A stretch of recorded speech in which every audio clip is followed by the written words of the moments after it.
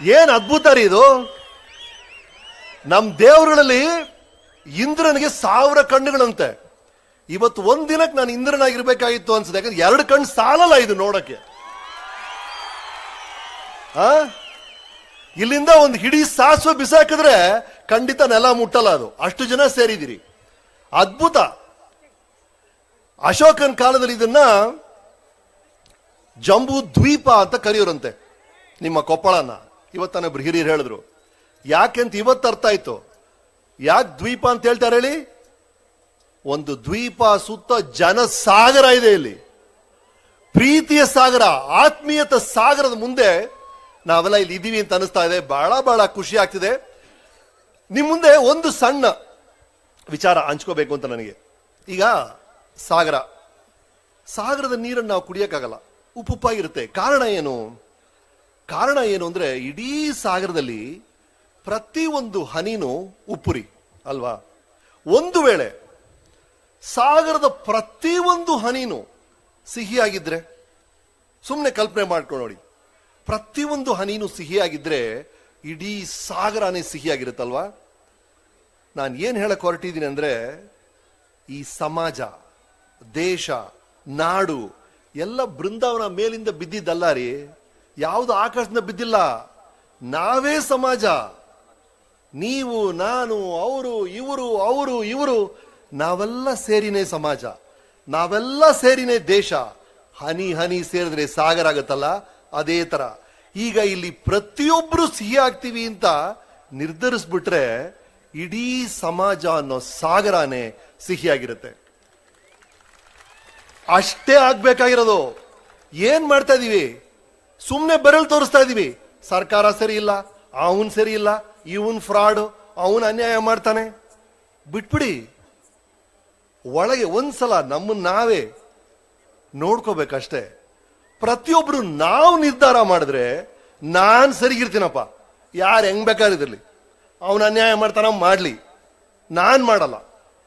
ಅವನ್ ಭ್ರಷ್ಟನ ಇರ್ಲಿ, ನಾನ್ ಭ್ರಷ್ಟ ಅಲ್ಲ, ನಾನ್ ಸರಿಯಾಗಿರ್ತೀನಿ.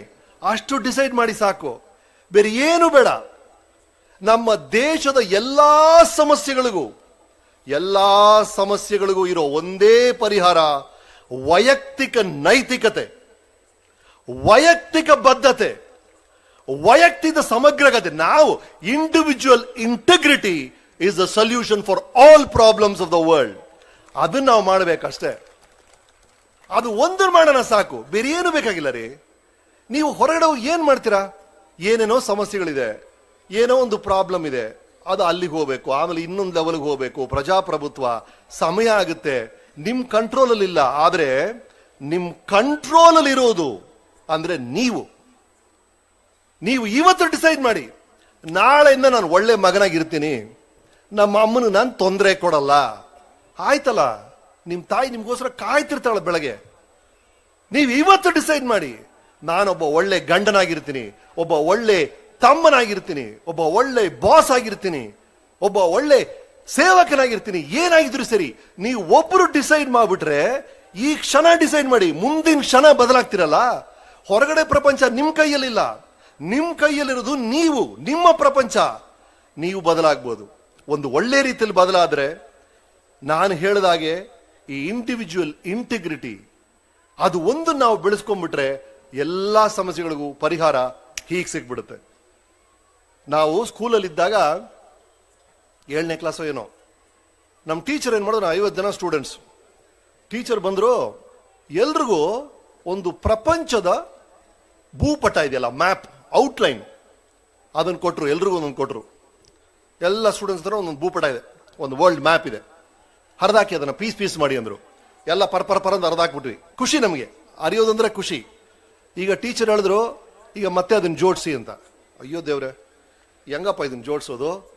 ಇಂಡಿಯಾ ಎಲ್ಲಿದೆ ಗೊತ್ತಿಲ್ಲ, ಆಸ್ಟ್ರೇಲಿಯಾ ಎಲ್ಲಿದೆ ಗೊತ್ತಿಲ್ಲ, ಏನ್ ಮಾಡಿದ್ರು ಸೇರ್ತಾ ಇಲ್ಲ, ನಮ್ಗೆ ಯಾರ ಕೈಯಲ್ಲೂ ಆಗ್ತಿಲ್ಲ. ಆಗ ಟೀಚರ್ ಹೇಳಿದ್ರು, ನೀವೆಲ್ಲ ದಡ್ರ ಕಣೆಯ, ಆ ಮ್ಯಾಪ್ ಹಿಂದ್ಗಡೆ ನಾನು ಇನ್ನೊಂದು ಚಿತ್ರ ಬರ್ದಿದ್ದೆ. ಪ್ರತಿಯೊಂದು ಮ್ಯಾಪ್ ಹಿಂದೆ ಇದೆ ಒಬ್ಬ ಮನುಷ್ಯನ ಚಿತ್ರ, ಒಂದು ತಲೆ, 2 ಕೈ, 2 ಕಾಲು, ಅದನ್ನ ಜೋಡಿಸಿ ಅಂದ್ರು. ಅದು ಈಸಿ, ಏನೋ ಒಂದು ತಲೆ, 2 ಕೈ, 2 ಕಾಲು, ಈಸಿಯಾಗಿ ಜೋಡಿಸ್ಬಿಟ್ವಿ. ಈಗ ತಿರ್ಸಿದ್ರೆ ಪ್ರಪಂಚನೇ ಸರಿಯಾಗಿತ್ತು. ಆಗ ಅವ್ರು ಹೇಳಿದ್ರು, ನೀನ್ ಸರಿ ಇದ್ರೆ ಪ್ರಪಂಚ ಸರಿ ಇರುತ್ತೆ ಅಂತ. ಅಷ್ಟೇ ಬೇಕಾಗಿರೋದು.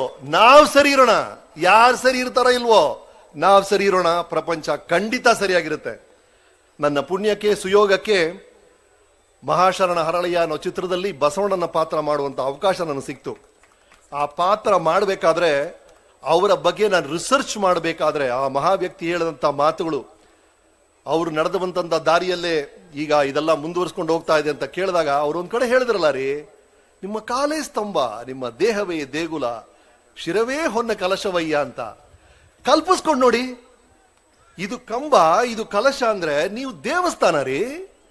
ನೀವು ಸಾಧಾರಣ ಅಲ್ಲ, ನೀವು ಪ್ರತಿಯೊಬ್ರು ಇಲ್ಲಿ 1,00,000 ಜನ ಇದ್ದೀರಾ ಅಂದ್ರೆ ನೀವು ಕಲ್ಪಿಸ್ಕೊಳ್ಳಿ, ನೀವು ಸರಿಯಾಗಿದ್ರೆ ನೀವೊಂದು ದೇವಸ್ಥಾನ.